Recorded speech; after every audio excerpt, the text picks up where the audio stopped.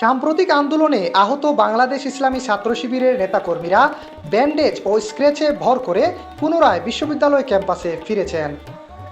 ক্যাম্পাসে পৌঁছালে সাধারণ শিক্ষার্থীরা তাদের স্বাগত জানান। আহত নেতাকর্মীদের কারো মাথায় ব্যান্ডেজ, আবার কাউকে পায়ে আঘাত পেয়ে স্ক্র্যাচে ও অন্যান্যদের সহায়তায় হেঁটে ক্যাম্পাসে ঘুরে বেড়াতে দেখা যায়।